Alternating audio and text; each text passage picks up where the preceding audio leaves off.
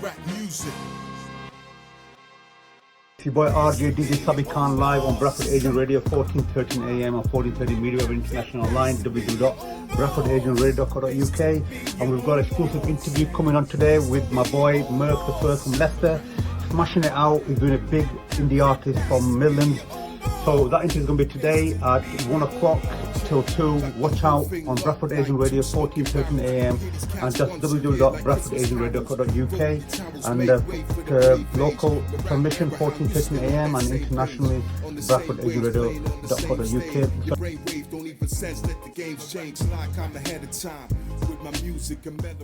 So tell me, do you know the music side of things over in Leicester? You know, like I know the big, up and coming like grime scene over there. So just tell me a bit about the music side of stuff that you're into. Like what kind of music production did you do? Hip hop, R&B, grime?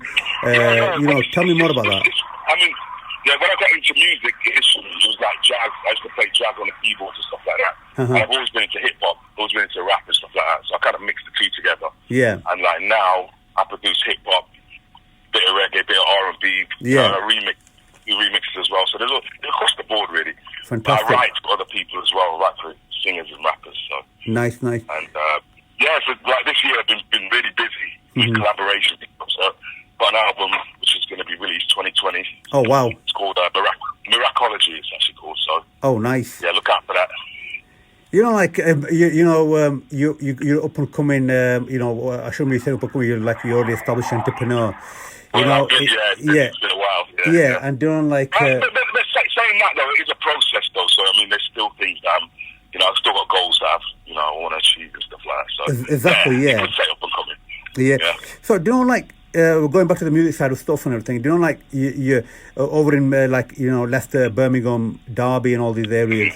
So what kind of people are coming in to do the music production? Like, are they coming to do hip hop, or are they coming to do R&B, or the urban music? What kind of genre of music they're bringing in? Yeah, once again, it's across the board. The studio, because I'm an engineer as well. Nice. Some of the that come to the studio, they do Motown, they do soul, yeah, they do rock. Oh wow. Oh wow, that's dope. Yeah, and the thing about it is that I've actually remixed a lot of songs. So some indie songs or rock songs, or I've remixed them into hip hop. Yeah. And I've added my little flavour on it as well. So. Oh, wicked. Yeah, I'll have to send some music to you actually. I know I've sent a couple to you, but yeah, I'll have to send quite a few to you. I've got a lot of stuff we've been working on. There's at least 10 collaborations that I did this year. Oh, fantastic! Yeah. Any people in the music industry that I recognise, or? There's a few. There's a guy called CL Smooth from Pete Rock and CL Smooth. He's from New York. Yeah. And he's one of them. There's a track called King, which I produced, and I'm featuring on it. There's a couple of local artists as well that I've remixed for and produced for. There's a guy called Triller. Look out for Triller, actually. He's going to be coming out soon. Oh, wow. There's a track called On and On. Nice. On and On. I'm singing on that one there. Okay. Is that there's a song called... Is that on YouTube? I'll cut you short there. No. These are all going to be exclusive, so we're going to release them. We're going to have release dates. I can't say exactly when they're going to be. Yeah, nice. But that's one of them. There's a track called Hook You Up with a singer called Junie. And I'm rapping on it, and also I've got co-production on that as well, so that's coming out soon as well. Yeah, oh, wicked, man, that's amazing. That is, that is something new. Yeah, we've been busy, No, that's good, that's good. So, you got your legends like Mark Morrison's there. Well, have you done any collaborations with them, or? Yeah. Years ago, my brother's also a singer and a rapper and producer. His name's Maestro. Yeah. We have a group called Blackmail. I've toured pretty much everywhere, all over Europe. Oh wow! England, Spain, Dubai, and one of the tours was actually with Mark Morrison. Oh, wicked! And it was when he had a #1 actually. So we're going back a few years. Well, the Return of the Mac. Return of the Mac. Yeah. Number one at the time. So we were like supporting artists at the time. Right. Cool. He had the #1 at the time, so he was like the biggest thing in the UK. Yeah. And it was just a pleasure, really, honour to be on that tour. Yeah. It's really good. Oh, that's brilliant. That's great. And there's a few other artists that I've collaborated with. Yeah. who you would definitely know. It's just that because the tracks aren't released yet, I don't really want to say too much about them. Yeah, yeah. But, one of them is an artist from Jamaica. Yeah. And he's well known. Wicked. Had many hits, you know. So yeah, we've got some stuff coming soon. Nice. How's that getting on with the Caribbean collaboration? How's that getting on? Oh yeah. I mean, it's out the way. It's actually recorded. Yeah. Doing a little bit of mix downs at the minute. EQs. But yeah, done, recorded. Amazing. And then there's actually an exclusive song which I wasn't going to release until next year. But because I knew I had this interview with you today. Oh, thank you so much. I sent you. There's only one other person that has that song. And oh wow. It's Trevor Nelson. Oh wow.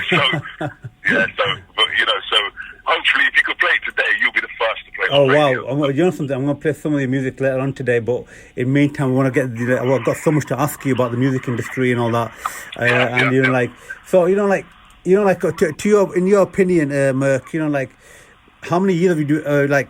I know you've been doing music for a while, but tell me, what's the dynamics of the hip hop industry in UK? How has it evolved? From coming from 20 years ago, when I first started promoting 25 years ago, but to now, what's your opinion about it? You got your Tekashi 6ix9ine, you got all these mumble rappers and everything. Give me some insight. The way I see it, what got me into hip hop was the sort of New York vibe. The Rakims and the Grandmaster Flash, Grandmaster Melly Mel, KRS-One. That's the kind of hip hop that's what got me into hip hop. Nice. And I do like some of the newer artists and the newer stuff that's coming out of the UK and America. Yeah. With the UK, I think it's developed a lot because it was more of a underground kind of market before. Yeah. Whereas now they're mainstream. A lot of the UK acts are in America. Yeah. Even including myself, I'm linked with a few American artists. Fantastic. And producers. So it's definitely developed, and I think there's a spotlight on the UK right now. Yeah. So. Yeah. Obviously, for 20, 30 years, a lot of the American music had a massive influence on the UK market. But now, we're paying them back with our own trend now. That's good. That's interesting. That it is, man. It's bound to happen. What I've noticed as well is that it's like there's genres within hip hop. So you have hip hop, but it's not clear cut now. Exactly. You have something come out in the charts, and it's classed as hip hop. But I can't really identify with it on that level, but I think they've got subgenres as well, I suppose. Yeah. Well, that's it. I think with the each style of hip hop and everything. Today, it's a hip hop album we've got today with me, and even in UK, you got grime, you got the Bashman, you got that, you got soccer, Afrobeat. There's all kinds of stuff.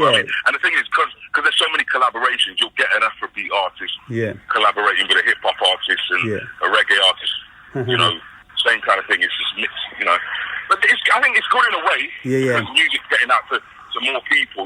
People that wouldn't necessarily listen to rappers or hip hop are listening to it because of their favourite band or group is collaborating with them. So it is good in that way.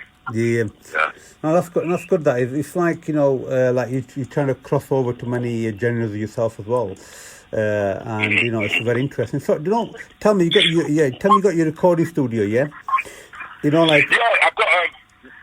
in Leicester City Centre. It's about 5 minutes from the train station. Nice. It's called MERCZ Studios. Nice. MERCZ Studios. Literally 2-minute walk from the clock tower. Yeah. Wow. And, so it's a commercial studio. Amazing. Down, engineered for the people. Yeah. So if you want to book the studio or you want more information on anything, just call. Listeners know. It's 0800. Fantastic. So it's a free phone number. 0800 002 5571. Nice. That's the number. So you just call that number for bookings, whatever. Superb. Yeah, we're gonna. You want to just find out what we do. Yeah, we're gonna come back to that at the end and talk about the more of your contact details to our listeners. Okay. We've got a lot of listeners tuning in today.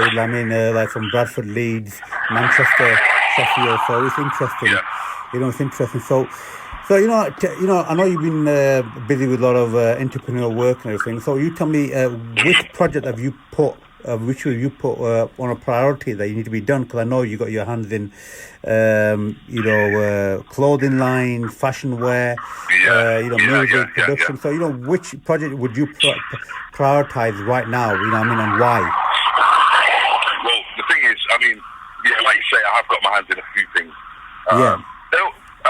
They're all related to entertainment and music and lifestyle, you know. Yeah. So I call it, MERCZ is a lifestyle brand. Yeah. So, music, clothing, shows, just films. We're actually working on films at the minute as well. And we've got, there's a documentary coming out called Beats and Baselines. Yeah. And all it is like a behind the scenes footage kind of thing. Yeah. Because we travel quite a lot. We go, travel abroad, Dubai, Abu Dhabi, New York, nice, LA. We're all over the place really. So I've got like footage from all over the world. Oh wow! Even places like Norway and places like that. So it's all in this documentary, the little interviews and bits and bobs. Yeah. Yeah, that's coming out soon. That's Beats and Baselines. And then there's another one called Communication. Yeah. Which is actually, this is my baby. That's my baby. It's actually a film. Yeah. Stroke documentary. But music, it's like music and communication mixed. Fantastic. So it's come up with, I call it Communication. Nice. Oh, what a that's a dope name. I'm doing a song called that as well, which I'll send you that as well. Amazing. But, we're just keeping busy. I mean, good thing is now, I've got a lot of people on board, so I don't have to do everything. So my priorities are literally just bringing out good music. Fantastic. I'm in the studio. I was in the studio last night. I did a show in Manchester on Friday at the Midland Hotel. Nice. That went down well. We got other bookings from that as well. Nice. So just been busy. Just keep me busy, man. Well, no, that's good. That, I mean, like, it's good to have like a diversity of projects in the hip hop industry. I think so. I think so. Multiple income streams. It makes sense because sometimes you have your seasons, and sometimes the shows, you might be busy in the summer or this time of year or whatever, and then January, February times it slows down. So it's always good to have something else where you can sort of keep things ticking over. That's good, that isn't it? And not only that, I've always liked business. I've liked the idea of business and trading and stuff like that. So so I like to work for myself. Amazing. So tell me, you mentioned New York earlier on, and you work with a lot of like East Coast artists. Have you ever performed in New York? Or? Yeah, well, I've performed in New York, but it wasn't an official performance kind of thing. I mean, I got invited over. I got friends there and family there. Yeah. And I went somewhere, and it was kind of, I wouldn't say open mic, but I got invited to the stage, and I ended up doing something, and got a good response. Yeah. Same in LA. Did the same in LA actually. Beautiful. But, I've been all over, like Ohio. Performed in Ohio. Oh, nice. And as far as Europe, I'm literally in Spain. I go to Malaga, Marbella every year. Perform there. Nice. And Cyprus. It's quite a few. If I have to go down the list, we're talking, good amount of places. Yeah. That's amazing. That's amazing. That. So, Thanks, so tell me, what inspired you to become an entrepreneur? Because this is like, we get a lot of young listeners on our show and everything. They want to understand how people like yourself have made it successful in the industry, and obviously, it's a learning process. You live and learn. It's a trial and error. You experiment. So what inspired you? What kind of music inspired you really when you were young? I mean, excuse me. As far as music, right? I listen to all kinds of stuff. It's not just hip hop. Yeah. I listen to anything from sort of just foreign music, different cultures. I actually like traveling. So traveling is a big part of my inspiration. Nice. So every time I go somewhere, I end up writing something there. I mean, I always bring my little studio with me, my portable studio. Oh, nice. And I always end up writing a song wherever I am. If I'm on a beach, I'll take the laptop out, I'll knock up something, and I can always, because I've got like a USB mic sometimes that I carry around with me. Nice. So I can record vocals, guide vocals, things like that.